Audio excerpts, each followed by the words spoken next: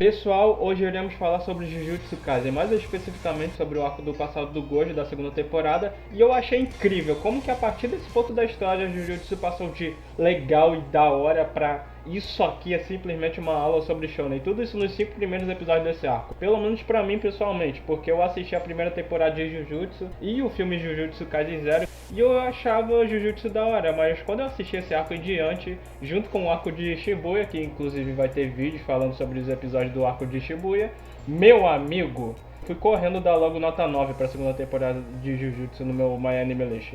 Mas enfim, chega de enrolação e bora falar sobre o passado de um dos personagens mais queridos dessa obra. Antes de começar o vídeo, eu já quero avisar que vai ter spoilers desse arco, então caso você não tenha assistido os 5 primeiros episódios da segunda temporada ou lido esse arco no mangá, vai lá, dá uma conferida e depois você volta para assistir o vídeo, beleza? E antes de começar a falar sobre a história do arco, eu queria falar sobre a parte audiovisual. A primeira temporada de Jujutsu eu acho bem bonita, muito bem animada, tem cenas realmente legais, tipo a luta do Itadori e do Todo contra a Hanami, que é literalmente uma árvore humanoide, ou a luta do Itadori e Nobara contra aquelas maldições lá no último episódio da primeira temporada. Mas na segunda temporada de Jujutsu, logo nos 5 primeiros episódios, você já percebe logo de cara que a animação e os traços de design de personagens e de ambientação no geral mudaram devido à mudança de diretor nessa temporada. E pra ser sincero, eu particularmente amei. A animação não só tá mais bonita e visualmente mais interessante do que a primeira, mas também tá mais fluida. Um ótimo exemplo disso são nas lutas envolvendo o Toji, que é o vilão desse arco, em que apresenta mais fluidez por conta da simplificação da animação e dos traços.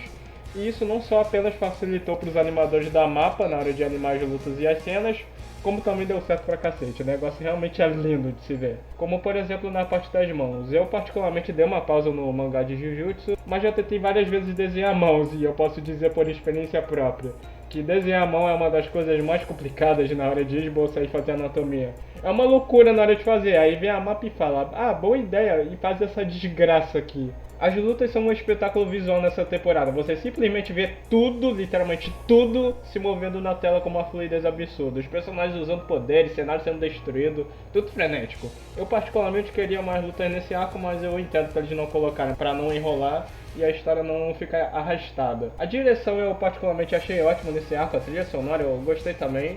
Na verdade, a trilha sonora dessa temporada como um todo tá bem boa, principalmente no arco de Shibuya. As cenas de comédia são ótimas, principalmente naquela cena em que o Gojo chega na escola da garota e todas as meninas de lá começam a querer ele, literalmente. As partes da direção em planos são muito bons, como na cena em que o Gojo explica os poderes dele através do óculos, ou a cena em que o Getou tá lidando com a criatura lá do Toji e tem um vermelho bem forte na cena, ou a cena do Getou se lembrando do barulho das palmas.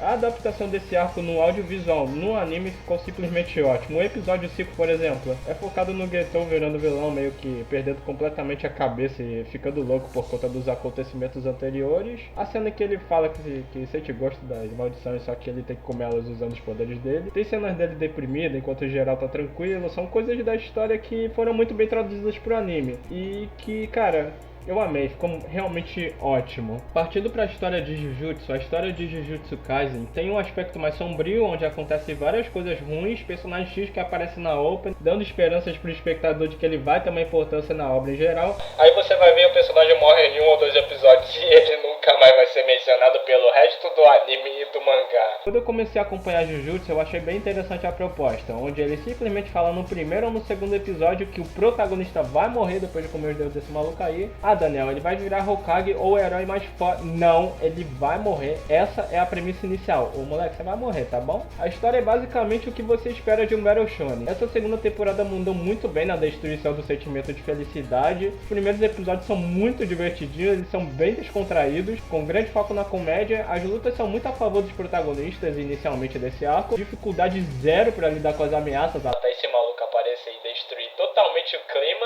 O Toji, que é o vilão desse arco, ele tem uma filosofia de vida muito interessante, que se resume a poderzinho, eu desço a porrada, meu amigo. A virada do episódio 3 é absurdamente cruel. O Gojo toma uma surra pro Toji e morre, entre muitas aspas. O jeito que esse arco constrói e mostra o personagem do Gojo eu acho muito bom. O Gojo tenta usar o vermelho contra os caras lá em uma cena, Mas ele falha, e isso acaba mostrando pra gente que esse Gojo não é tão forte quanto o Gojo que a gente conhece da primeira temporada. Só que a história mostra ele como invencível, mas aí chega na luta do Toji e a gente simplesmente vê que ele não é invencível e toma uma surra. Aí depois tem a morte da menina lá, que era uma personagem que tinha um desenvolvimento, tinha conflitos internos, ela tinha um papel na trama, objetivos próprios, era carismática, principalmente nas cenas em que ela interage com o Gojo e com o Geto. Pra no final morrer de uma forma totalmente seca e cruel. E o pior disso, descobri que a morte dela não serviu pra nada. Até porque o Tengen teve outro hospedeiro. Todo esse processo que o Gojo e o Geto passaram não serviu pra nada no mundo de Jujutsu.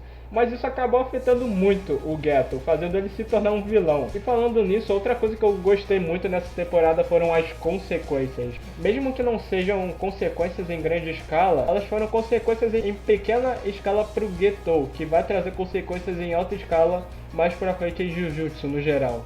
Antes de eu terminar esse vídeo, eu queria falar um pouco sobre o sistema de poder de Jujutsu Kaisen. Ele lembra muito os outros sistemas de poderes, como o de Hunter x Hunter, por exemplo. E até hoje eu nunca vi nenhuma outra obra ter um sistema de poder tão criativo quanto o de Hunter x Hunter. Ele funciona, é legal e criativo até, não é algo absurdo, mas é legal. No mangá eu pessoalmente acho melhor a explicação do sistema de poder, até porque se você não entender ou não se lembrar de algum detalhe do poder de algum personagem ou do universo em si, é só você voltar na página que tem as explicações sobre o poder daquele universo ou de tal personagem. Mas quando você pega isso e traduz pro anime, a pessoa tem que lembrar do tempo do episódio que rola a explicação de tal poder. Mas como tá no ritmo do anime, muitas pessoas costumam tacar o dane-se. Já no mangá você simplesmente pega as páginas que explicam os poderes, lê com calma e com isso você pega as informações de como aquele poder funciona, devido à diferença entre as duas mídias do mangá e do anime. Muito obrigado a todos que assistiram ao vídeo. Só pra lembrar que vai ter vídeo falando sobre o arco da depressão da segunda temporada de Jujutsu. Até o próximo vídeo e fui!